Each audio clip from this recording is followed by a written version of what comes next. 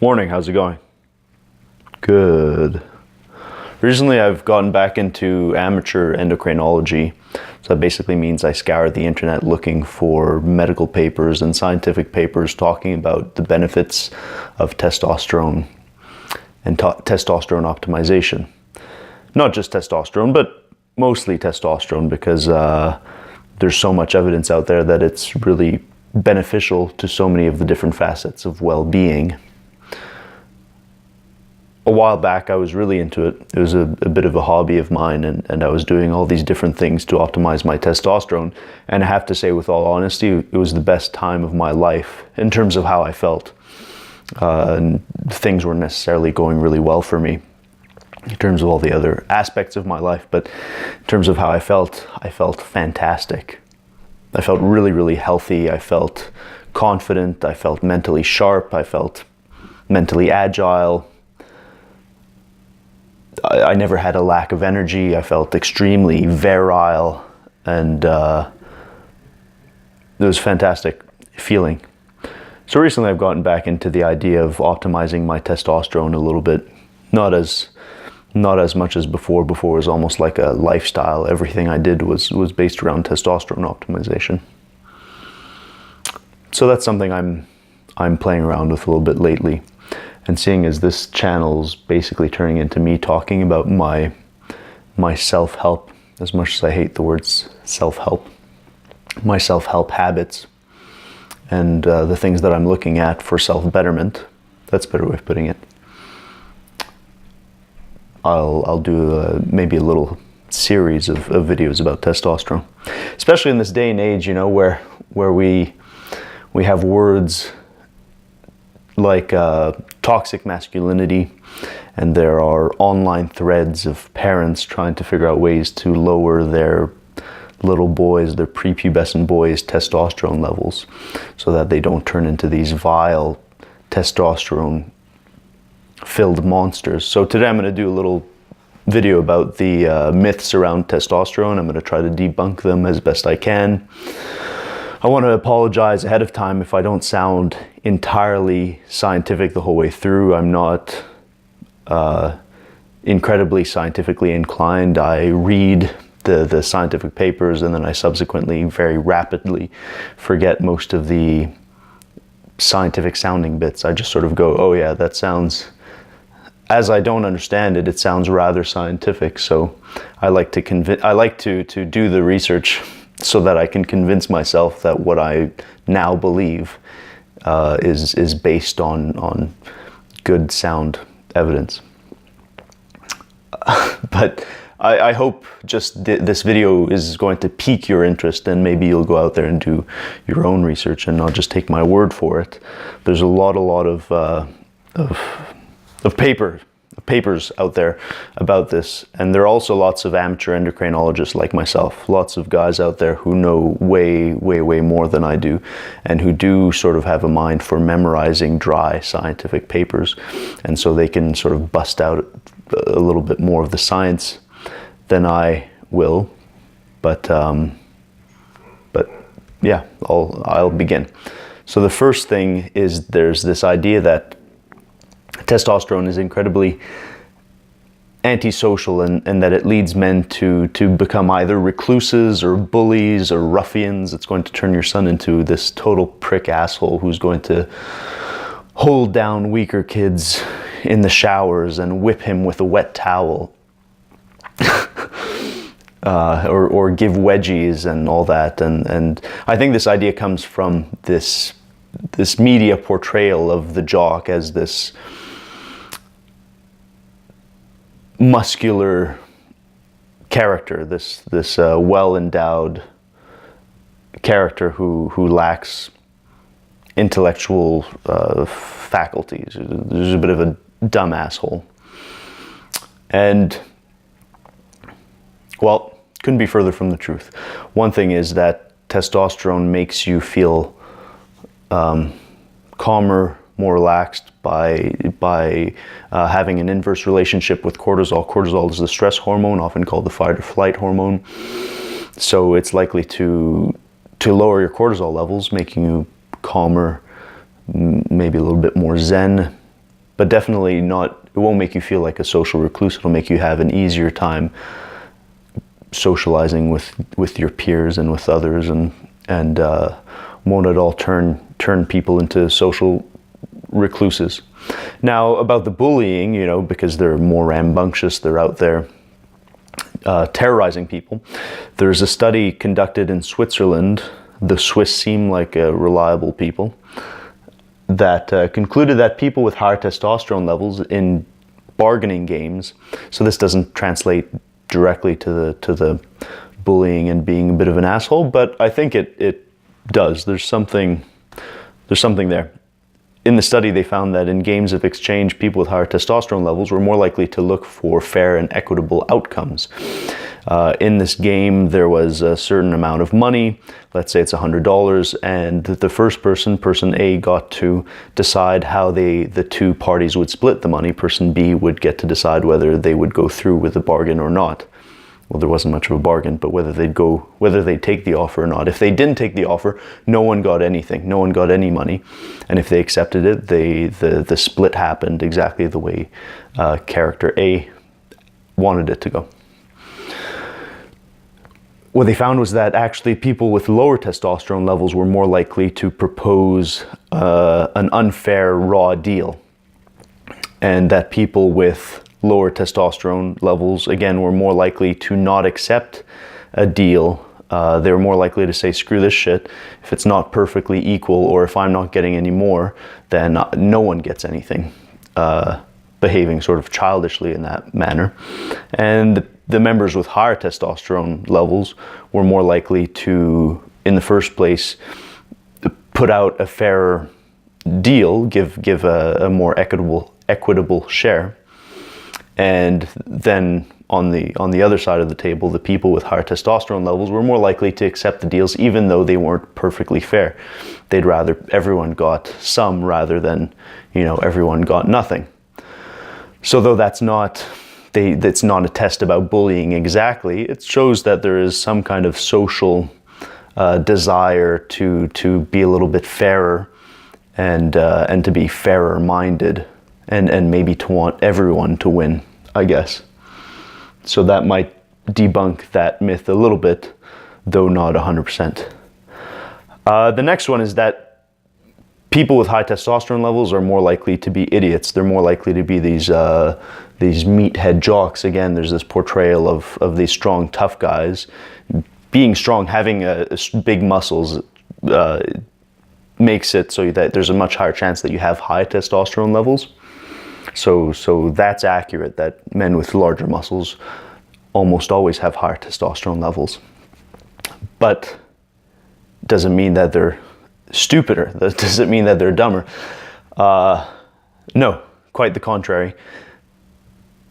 They found that higher testosterone levels leads to having clearer, faster, brighter thinking, and that actually people with lower testosterone levels are far more likely to experience brain fog, feeling slow, not feeling present in conversations, and having depression.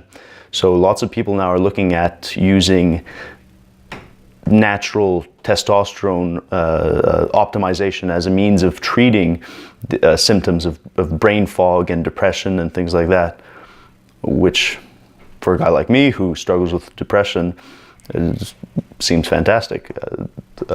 And from my own experience, having indulged in this testosterone optimization sort of stuff, the times when I was really living it, I felt fantastic. Maybe it was placebo, but there's evidence that it wasn't. And I just felt like I was firing on all cylinders mentally and physically, felt phenomenal. The third one is it increases your chances of prostate cancer. There was a study done in 1940 that said that men with higher testosterone levels were far more likely to get prostate cancer. Since then, there's been research that has shown not the opposite, but has shown that having higher testosterone levels won't increase your chances of getting prostate cancer, not at all. But the caveat being that once you have prostate cancer, higher testosterone levels might exacerbate the situation. So right now the MO is to do what's called, what is it called? chemical castration, sorry. Chemical castration, which is just like what it sounds like. It's using chemicals to induce something that would be similar to the effects of castration. It greatly impedes the production of testosterone and therefore lowers the testosterone levels in men's system, and that disrupts the propagation of the tumor, I suppose. But it doesn't always work. And recently, I think at Johns Hopkins, they did this study where they did the exact opposite. They injected concentrated testosterone into tumors in the prostate and found that there was a beneficial effect, whether it retarded the tumor or outright helped kill it. I don't know, but it certainly had a positive effect. Now, there are different types of prostate tumors, and so they suppose that on some it does work, and it will become a treatment that will become available once they can determine which type of tumor it is, because obviously it could make things worse, so they have to find a way to decide which type of tumor it is. Something that lots of people who have had prostate cancer worry about, because they go through the chemical castration, is going through TRT, testosterone replenishment therapy. I don't think the word is replenishment, restoration. Anyway, testosterone therapy to increase their testosterone. They worry that that'll increase their chances of having the tumor in their prostate recur, and there's no evidence for that whatsoever. That's not the case. So that's not to worry about. And in fact, there are people in the endocrine scene, endocrinologists, I guess, and amateur dudes like myself, who claim that testosterone is actually going to lower your chances of getting cancer. Now, as I don't want to be spouting nonsense, I don't really know the facts. I'll tell you how I feel about that. I think that it likely does lower your chances of getting cancer, but in a sort of indirect fashion. So like I stated before, that it lowers your cortisol levels, which is your stress hormone, and lots of people have, I don't know if they've proven this, but I think some people have. Anyway, it's been said quite a bit that elevated stress levels for prolonged periods of time are going to increase your chances of getting cancer. And if testosterone lowers your stress levels by lowering your cortisol levels, that might help you, that might be a preventative measure against getting cancer in the first place. Apart from that, it affects so many areas of wellness. And so just by being a healthier, happier individual, I think you're bound to lower your chances of getting cancer and lots of other illnesses and diseases.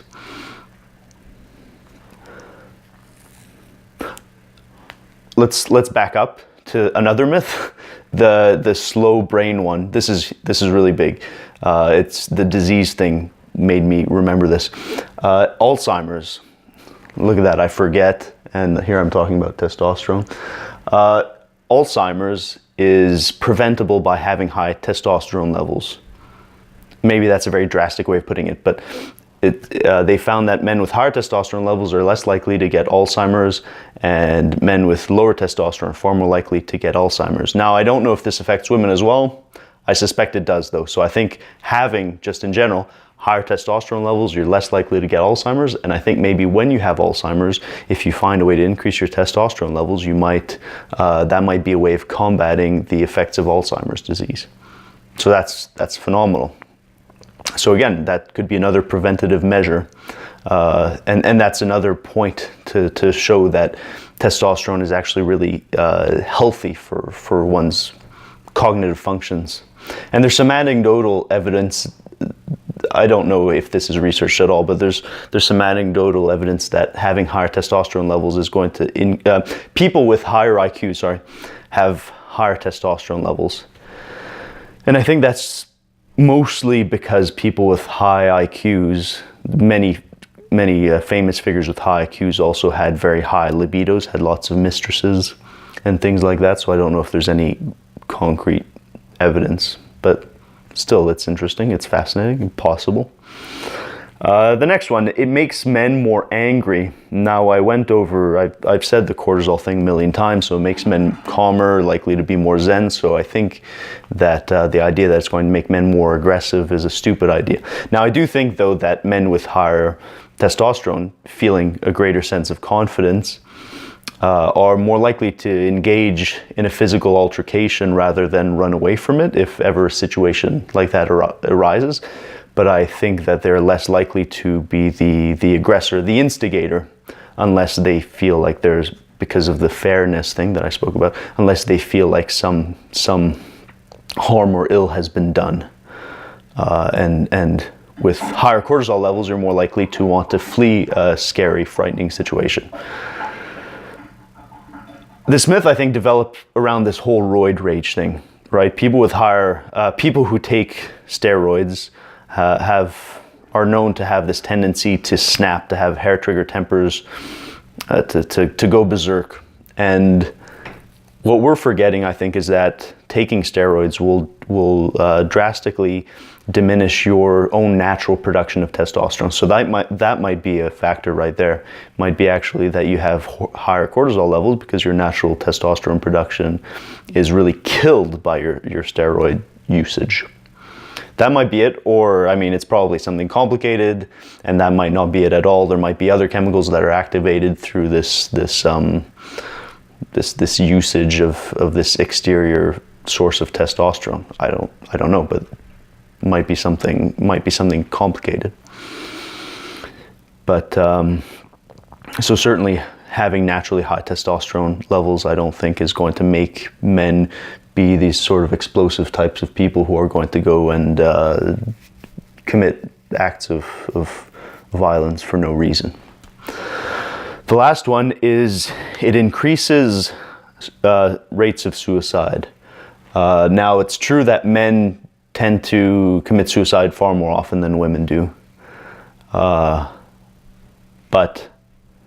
as I've stated before, testosterone does affect depression, does affect your mood quite drastically. So if you have higher testosterone levels, you're much less likely to feel depressed. If you're less likely to be depressed, I suspect you're less likely to commit suicide. I think, enough said. Another thing that might indicate the opposite of this idea is that people who are transgender, they often take hormones and do all that sort of stuff, hormones that obviously affect their testosterone levels, and they have a very high suicide rate. I think it's in the 40s, like 40 to 45% chance of committing suicide, which is astronomical. It's unheard of. It's insane. So I don't want to say that it's just because of low testosterone levels at all. I think that's silly. That would be stupid of me. But that might be a factor because it does certainly play into depression. Some people think low testosterone can actually cause depression. Certainly having depression is going to cause you to have lower testosterone levels as it increases cortisol. So yeah, I think those are the main myths that I wanted to debunk a little bit. I'm sure there are other ones that I'm neglecting to mention. I'm going to do more testosterone videos because I do research. I find it fascinating. These videos are about my steps into self-betterment and using myself a little bit as a guinea pig and tossing out the information or the ideas that I'm playing around with. And if they can be beneficial to other people, awesome. And if they can make me popular and hip and cool, great. And I also think that there's so much great evidence out there that testosterone is really helpful. And I think that the reason it's not getting pushed out into the mainstream as much as it might be is because we're going through this age where testosterone is really going to get a bit of a bad rap. It's being blamed for a lot of the world's ills, and I think things like trying to lower your son's testosterone levels because you're afraid that because men with higher testosterone levels are more likely to be right wing versus men with lower testosterone. I think damaging your children's endocrine system because you're scared that they'll turn into these evil monsters is just seems unethical to me. I think my next videos will be about the benefits of testosterone, though I've touched on them already. And then I'll make some about, you know, how to increase your testosterone naturally by diet, lifestyle, workout ways. You know, there's ways of working out that raise your testosterone levels and some that actually decrease your testosterone levels. And so that might be interesting to some people. Yeah, that's it. Cheers.